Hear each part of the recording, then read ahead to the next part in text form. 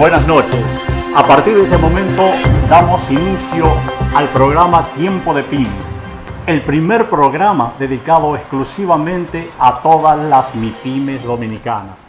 Y para hablar sobre el programa me acompaña Yudelki Tejada.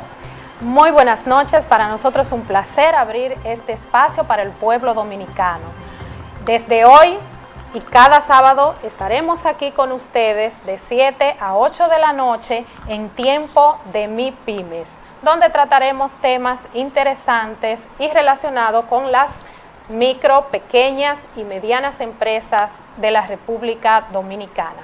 Tendremos un espacio interactivo, tendremos un espacio de orientación, de educación, y tendremos muchos temas que debemos llevar a la población y educar en este sentido. Para nosotros es un placer abrir este espacio. Damos las gracias a Telecontacto Canal 57 y desde hoy y todos los sábados pues les invitamos a que nos acompañen. Correcto, entonces.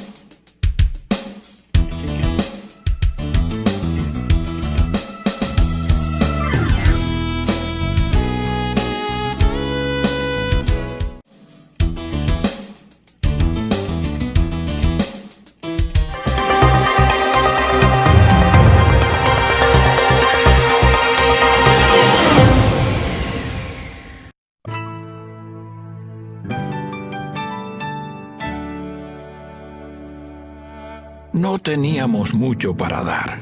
Aquella mala cosecha nos había dejado apenas las manzanas que necesitábamos para vender.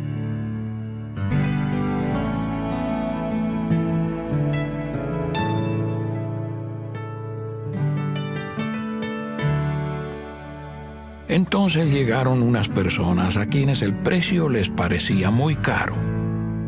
A mí me molestó.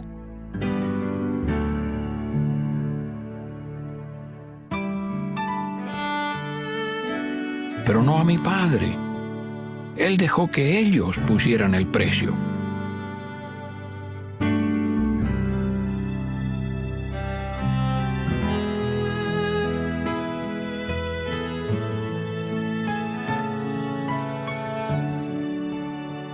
Pero mi padre hizo algo más. Me pidió que les diera otro canasto de manzanas. Más tarde me enteré de que era una familia pobre. Hicimos algo bueno aquel día. No hay otro don mejor que el de dar, según lo que creas, así será. El interés por los demás. Pásala. Un mensaje de la Fundación para una Vida Mejor. Jeans Soft Blue, el pantalón urbano, contemporáneo, exclusivo y con una definición de los estándares más altos de calidad, tanto para damas como para caballeros. Lo puedes encontrar en todas las tiendas del país y en Estados Unidos. Información 809-233-3715. En las redes softblueindustrial@gmail.com. Jeans Soft Blue, el pantalón.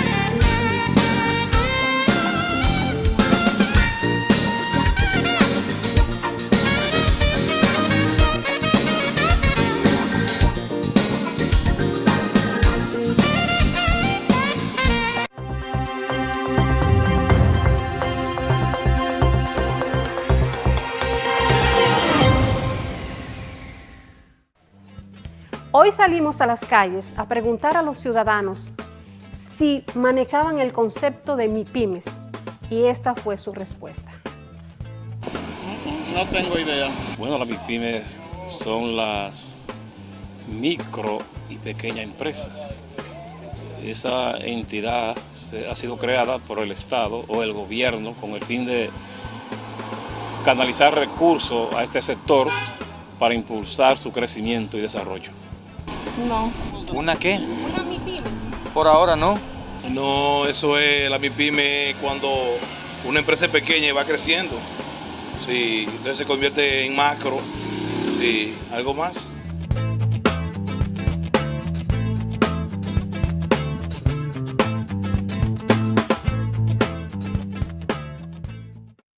Bueno, como es lógico, en tiempo de MIPYMES tenemos que comenzar por saber qué es una MIPYME, porque si no sabemos una MIPYME, no sabemos tiempo de qué.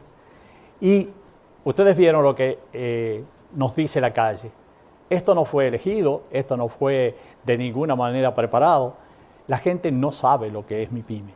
A pesar de que está en todos los diarios, a pesar de que está en la televisión, a pesar de que mucha gente habla de MIPYMES, la gente en general no sabe lo que es MIPYME. Entonces vamos a comenzar dentro del programa a tratar de saber, de preguntarnos qué es MIPYME. Vamos a pasar ahora con Yodelki Tejada, que tiene algo para nosotros. Muchas gracias, Enrique. Ahora vamos a pasar a aprender un poco acerca del origen de las MIPYMES, de dónde nacen, cómo se originan, qué provoca que nazcan las micro, las pequeñas y las medianas empresas. He aquí un breve recuento o reportaje acerca del origen de las MIPYMES.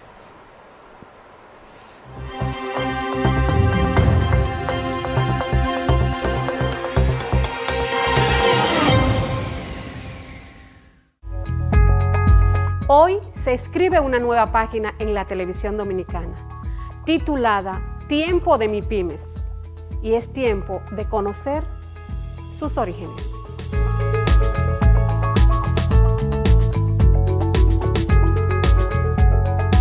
Las MIPYMES aparecen cuando las estructuras económicas de un país entran en crisis. En esos momentos las empresas formales del sistema no soportan y comienzan a desaparecer. A partir de allí hay una retracción de la inversión y aparecen pequeños emprendimientos, encabezados a veces por personas que, habiendo pertenecido a algunas de las empresas desaparecidas, tienen el conocimiento de las operaciones y se lanzan al mercado en condiciones no siempre organizadas, reducidos a sus posibilidades y totalmente informal. Se reconoce a la crisis de 1930 como la mejor referencia de esta situación. Allí, el capitalismo, que se podría dividir en capitalismo de Estado, capitalismo subsidiado y capitalismo de inversión, sufrieron un crash. De un día para otro, el Estado no pudo con su carga. Dejó de subsidiar a las empresas y los inversionistas tuvieron grandes pérdidas, debiendo abandonar sus empresas. Estados Unidos entró en crisis y arrastró a varios países.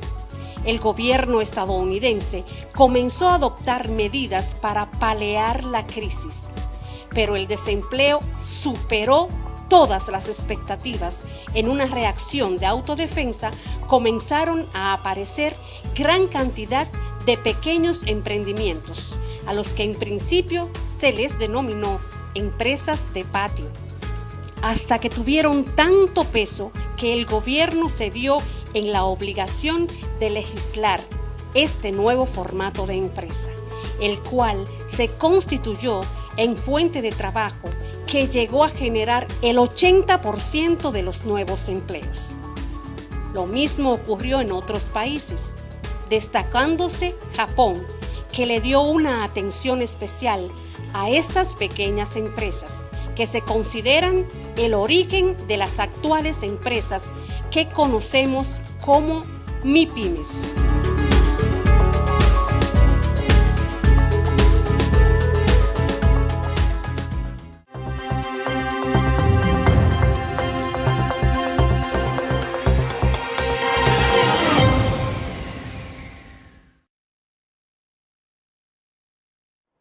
Bueno, como hemos visto, este origen de las MIPYMES, que se ha tomado como referencia esa crisis del 29, aquel fatídico 29 de octubre del 29, ese martes negro al que muchos hacen referencia, se dio en realidad porque el capitalismo no aguantó, y no aguantó por la especulación. Es decir, que en el momento, ¿no es cierto?, en el que el capitalismo llegó a su tope, ocurría lo siguiente: se hacía, Estados Unidos había aprovechado que en la Primera Guerra le había dado la posibilidad de que Europa estaba desabastecida y había perdido mucha maquinaria. Entonces Estados Unidos tomó un auge, se instalaron industrias muy importantes. La automovilística es una de las que se tiene más referencia, pero resulta de que esas empresas empezaron a cotizar en bolsa. Al cotizar en bolsa, las empresas pasaron a sobrevaluarse, a tal punto que había gente que especulaba sacando dinero de un banco a un interés menor y lo ponía en la bolsa, que le daba un interés mayor. Como es lógico, en un momento eso se terminó. Y cuando se terminó, todas las empresas del Estado estadounidense, más todas las empresas subsidiadas que siempre giran alrededor del Estado, fueron las primeras en caer. Y los inversionistas también pagaron las consecuencias. Pero esto no se quedó en Estados Unidos, porque también tuvo influencia en Japón. También tuvo influencia en Japón porque primero una influencia directa porque lo tenía sobre toda Europa y Estados Unidos. Pero en Japón particularmente, Estados Unidos estuvo desde el 49 al 52. Y en ese tiempo, en todo ese tiempo, Japón también sufrió las consecuencias. ¿Cómo se solucionó eso? Se solucionó primero, sí, desde Estados Unidos, con grandes programas, con grandes reformas. Se dieron cuenta que el capitalismo se había terminado. Hubo varios genios de la economía que salieron a tratar de solucionar el problema. Pero, mientras tanto, la gente debía comer y un 25% de los estadounidenses no tenían empleo. Un 25% de los estadounidenses no tenían empleo. ¿Qué pasó? Había que comer, había que salir a la calle, así como aquí salen las micros a la calle a tratar de hacer su negocio para poder comer en algún momento. Entonces, ¿qué ocurrió? Ocurrió que Estados Unidos se fue dando cuenta paulatinamente que esa nueva aparición, que no pagaba impuestos, que no pagaba seguros sociales y que se había transformado en la base de esa economía que venía saliendo de lo más bajo en Estados Unidos. Ocurrió que en Estados Unidos tuvieron que darle la importancia que esa economía merecía. Entonces, esas empresas, ¿no es cierto?, eran empresas que generaban mucho empleo. Eran informales, pero generaban mucho empleo. Y eso era una ventaja para Estados Unidos. En Estados Unidos, en un momento, ¿no es cierto?, la economía, el 80% de la economía en el año 53, el 80% de la economía estaba referida a ese tipo de empresas. ¿Qué ocurrió? Se creó en Estados Unidos un grupo, ¿no es cierto?, para hacerse cargo de esa economía. Para hacerse cargo. Ese grupo que se ocupó de los small business, ¿no es cierto?, se compuso por el Estado y varias empresas ONG, que ayudaron al Estado a ver cómo hacían para legislar esas empresas. ¿Qué es el problema de las pymes? ¿Cómo legislarla?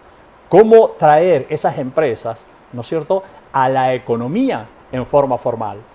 Entonces, en ese momento se empezó a trabajar, pero los estadounidenses, a diferencia de lo que pudo ocurrir luego en otros países, tenían un formato. Todas esas ONG que trabajaban para ese grupo no recibían dinero por las empresas que atendían, sino por lo que esas empresas que atendían producían. Si producían X cantidad de empleo y producían X cantidad de productos, entonces se reconocía que la ONG había hecho un buen trabajo. De esa forma, Estados Unidos comenzó a reconocer las MIPYMES y comenzó a ver cómo legislaba esas MIPYMES. En el Japón, la cuestión fue diferente. Luego de la intervención, ya en el año 53, Japón directamente se ocupó de las MIPYMES. Se ocupó en forma directa de las MIPYMES. ¿Y cómo lo hizo?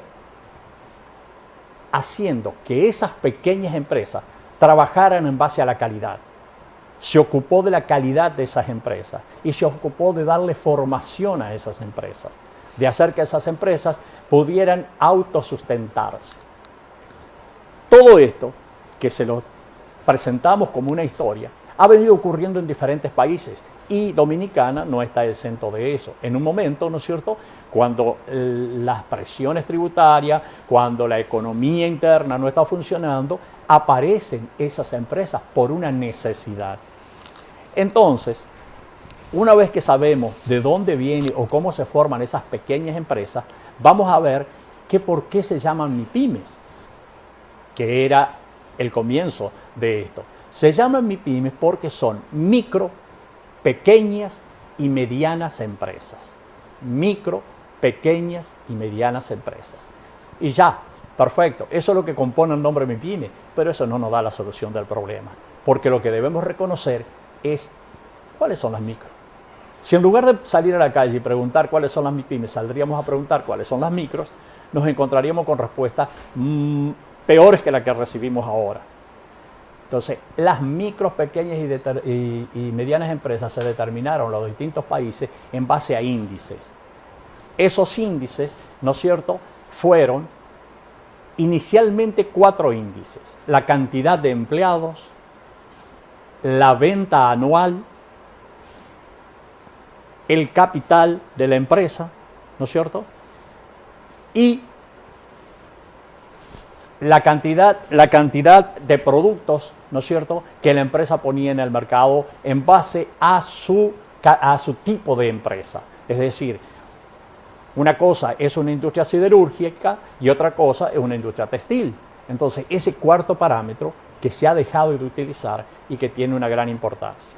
En el caso de Dominicana particularmente, se utilizaron en la primera ley que determinaba cuál era micro, cuál era pequeña y cuál era mediana, se determinaron en base a 3 de los parámetros. Esos 3 parámetros eran la cantidad de empleados, las ventas anuales y el capital de la empresa. Si hablábamos de micro, decíamos que toda empresa que tuviera hasta 15 empleados y una venta de 8 millones de pesos anuales, lo que significa un promedio de unos 500.000 pesos, ¿no es cierto?, y un capital de 3 millones de pesos, era micro. Las que no superaran esos números eran micro. Esa fue la ley 488-18 del año 2018, perdón, -08 del año 2008. Luego apareció la ley 187-17. Esa es la ley del año 2017. Y se hicieron modificaciones. Hoy, las empresas micros, las empresas en general, están categorizadas en base nada más que a 2 índices.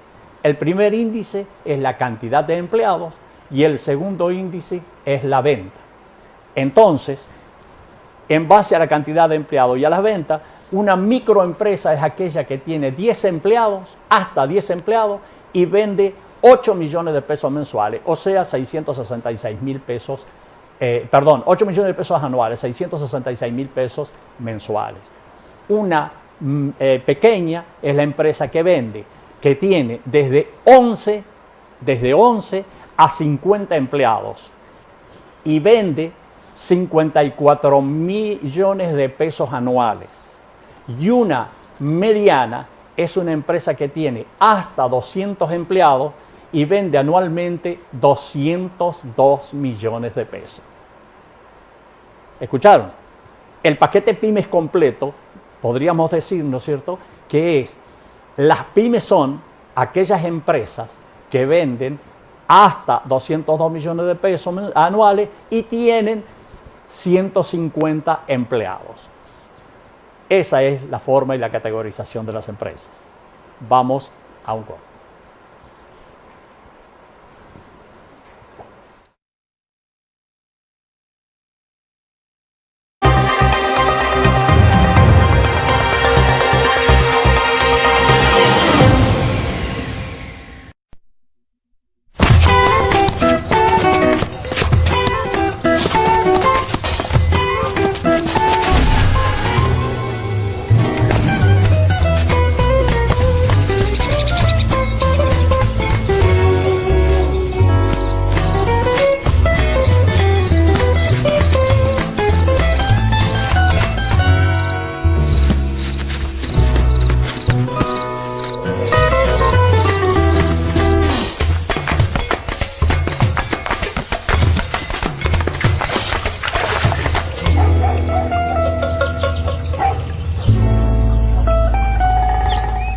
Algunas veces no es fácil hacer lo correcto, pero siempre estarás contento de haberlo hecho.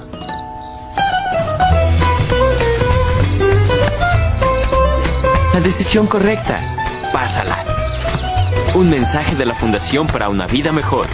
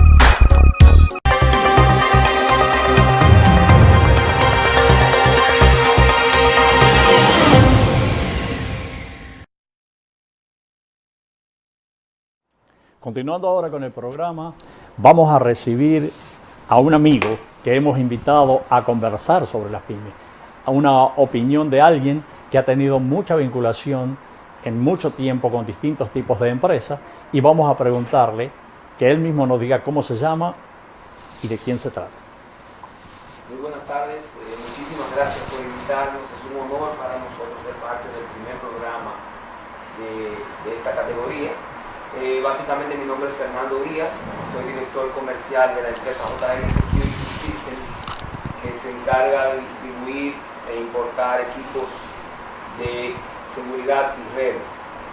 ¿Por qué nuestra influencia con las pymes? Porque el 99% de nuestros clientes son pymes, son micro y pequeños y medianas empresas, son los integradores, instaladores de equipos de seguridad y redes. Correcto.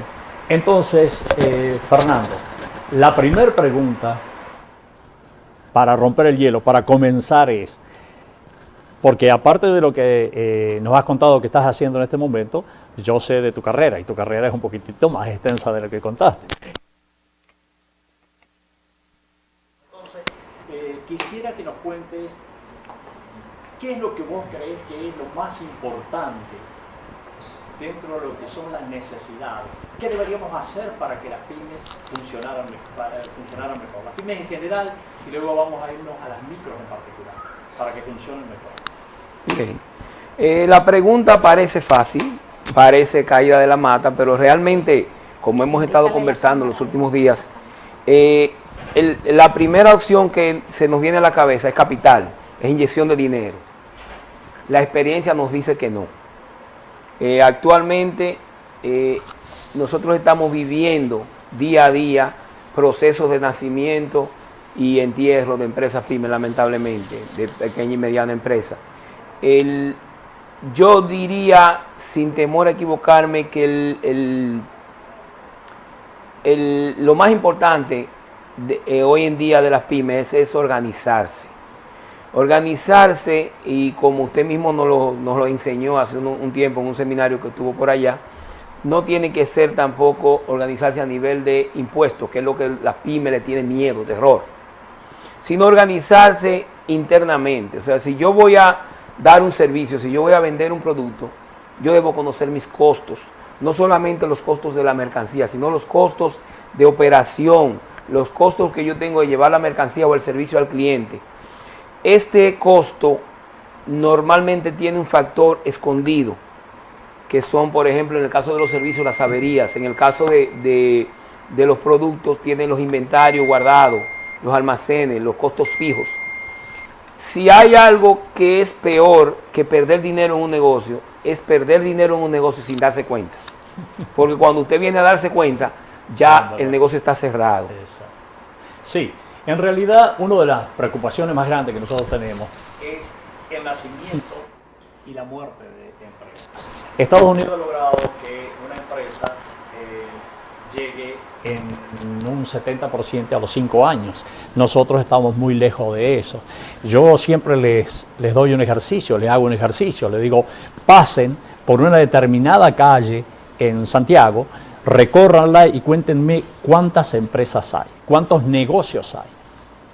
Luego pasen a los 3 meses y cuenten cuántos negocios hay. Y seguramente hay la misma cantidad. Seguramente hay la misma cantidad. Pero ahora vamos a cambiar el ejercicio. Ahora van a pasar por esa calle y van a anotar los nombres de todos los negocios que hay. Y a los 3 meses van a pasar por ahí y van a anotar los nombres de los 3 meses de los distintos negocios que hay. Y entonces ahí las cosas cambian. La cosa cambia. Eso nos preocupa. Entonces, ¿qué crees que es lo que debemos hacer para mejorar eso?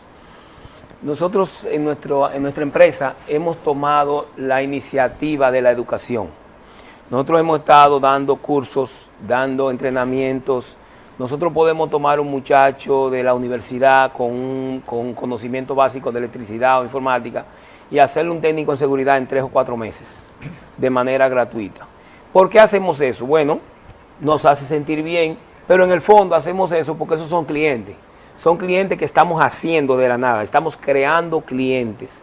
Esos clientes van a salir a la calle a vender e instalar sistemas de seguridad y de redes y son clientes de nosotros, son clientes fieles porque fuimos nosotros que los trajimos al ambiente. Nos ha dado tremendos resultados y hemos estado subiendo el nivel de los mismos técnicos, de los mismos integradores. En base a la educación ya pasamos, incluso ya usted participó, como recuerda, en un entrenamiento para organizar su empresa, que es el énfasis que estamos haciendo ahora, tratando de que ellos aprendan y nos crean que es organizarse, saber lo que se gasta.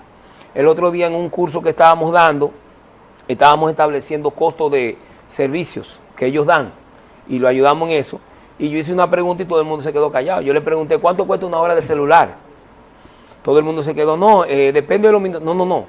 Si usted tiene una factura de celular al mes y usted trabaja una cantidad de horas al mes, usted debiera saber cuánto me cuesta una hora, porque cuando yo pierdo una hora, cuando yo gasto una hora o invierto una hora en un servicio o llevando un producto, yo debiera contar esa hora del celular, como cuento la gasolina, como cuento el vehículo, como cuento el uniforme, como cuento las herramientas, que son los costos que no se ven. Entonces usted viene y ve personas muy trabajadoras que a uno le rompen el alma porque uno ve que están todos los días trabajando mucho. En el área de seguridad es hasta cierto punto lucrativa. Los proyectos de seguridad son más que nada mano de obra. Los equipos son un 30% del trabajo completo.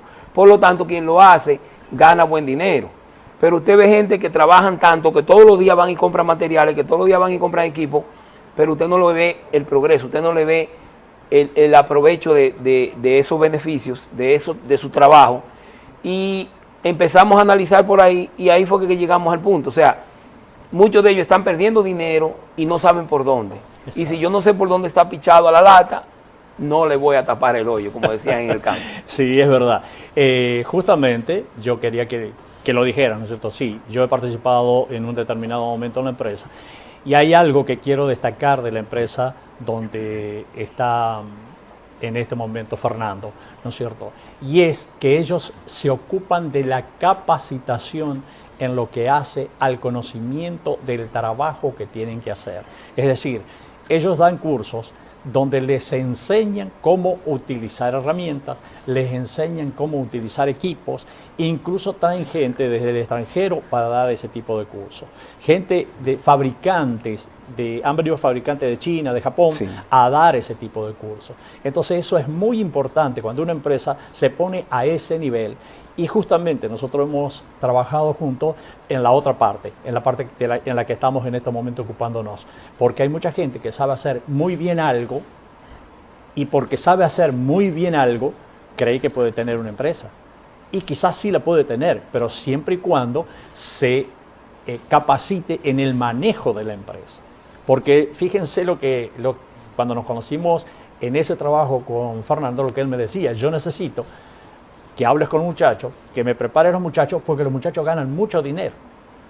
¿Cómo? Y entonces, ¿cuál es el problema si ganan mucho dinero? Porque teóricamente si ganan mucho dinero la gente no te pide que le ayudes, ¿no es cierto? Sí, pero ganan mucho dinero, pero es que no tienen dinero y no saben dónde se le va y no quieren formalizarse porque piensan que formalizándose se les va a complicar la cosa, ¿no es cierto? Y entonces ese tipo de cosas fueron las que tuvimos que afrontar. Muchas veces uno tiene que tratar gente que gana demasiado y por eso tiene problemas, ¿sí? Ese es el caso de ustedes en particular. Entonces, volviendo al tema educación, volviendo al tema capacitación, nosotros planteamos que la capacitación debe ser no únicamente, digamos, la parte manejo de empresa, sino también la parte contable. Uno tiene que tener por lo menos una idea, ¿no es cierto?, de lo que el contador le está manejando. Contame algunas experiencias respecto a eso con tu gente. Es una experiencia digna de análisis. La contabilidad hoy en día es complicada. Cuando vimos contabilidad como parte de nuestra carrera, que fue informática en su tiempo, vimos llenado de libros y cálculos de sacar estado de cuenta y eso. Ya la contabilidad es otra cosa, sobre todo cuando ya usted le llama la contabilidad impositiva, la contabilidad de costos, ya se ha ido especializando.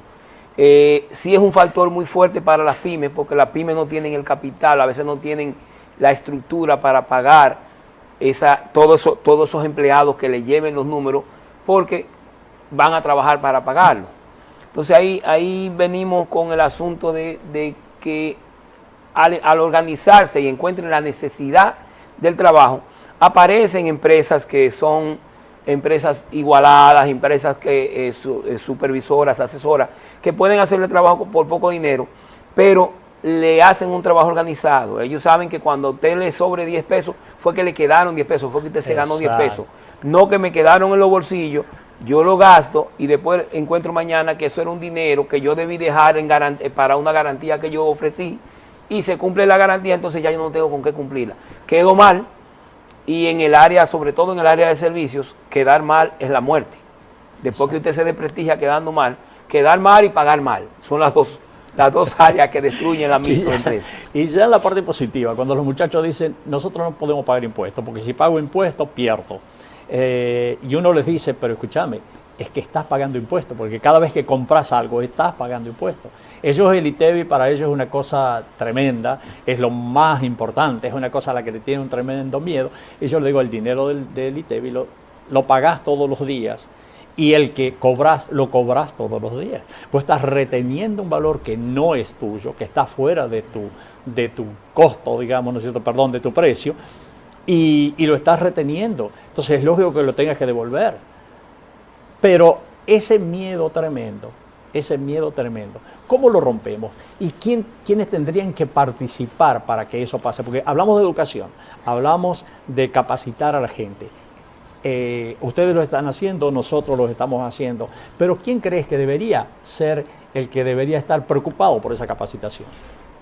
En nuestra opinión personal, nosotros creemos que hay que trabajar en la legislación, legislaciones reales, legislaciones que no se hagan en una oficina con aire acondicionado, sino en unas legislaciones que se hagan con las asociaciones PYME, con las asociaciones de empresarios, con los institutos de contadores, los colegios de contadores públicos, donde le permitan a las pequeñas y medianas empresas, a las pymes, sobre todo las micro, estar organizado, estar legal, estar formal, sin tener que dar todo el dinero que se ganan al gobierno.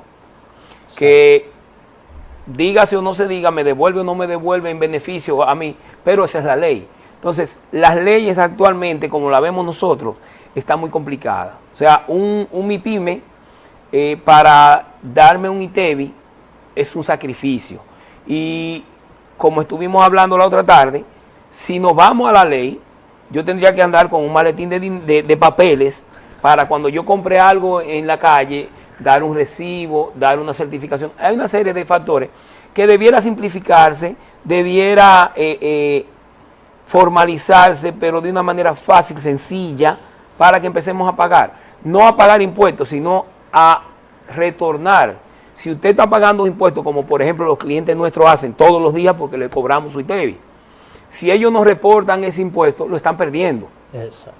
Vemos como las compañías formales no le da problema que uno le cobre impuestos. Los pequeños son que dicen, yo quiero comprar sin impuestos. No, nosotros no hacemos eso. Entonces, usted lo que tiene que buscar la forma de usted usar esos impuestos y declararlo en su favor. En realidad llegaste al punto clave, pero como siempre, cada vez que nos sentamos a conversar, el tiempo no da, ¿no es cierto? Y es el tema de legislación, que si Dios quiere en el próximo programa nosotros vamos a afrontar el tema de legislación, porque esa es la parte más importante. Si yo soy una micro, quiero saber cuáles son mis derechos y mis deberes. Si soy una pequeña empresa también, y si soy una mediana empresa también. ¿Qué es lo que le está faltando un poquito al sistema? Por ahora, muchísimas gracias, Fernando, y tenemos que ir a un nuevo corte que nos exige la televisión. Muchísimas gracias.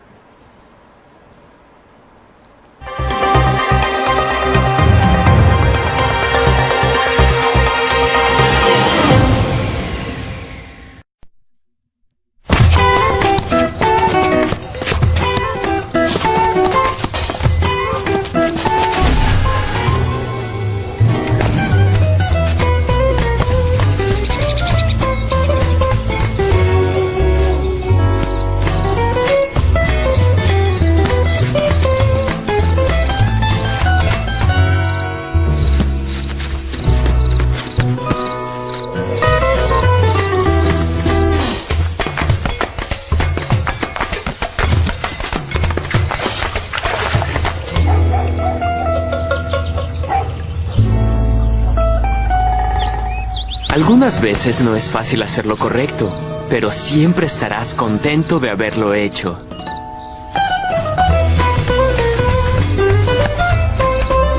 La decisión correcta, pásala.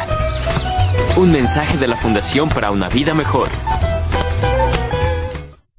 Jeans Soft Blue, el pantalón urbano, contemporáneo, exclusivo y con una definición de los estándares más altos de calidad, tanto para damas como para caballeros. Lo puedes encontrar en todas las tiendas del país y en Estados Unidos. Información 809-233-3715. En las redes softblueindustrial@gmail.com. Jeans Soft Blue, el pantalón.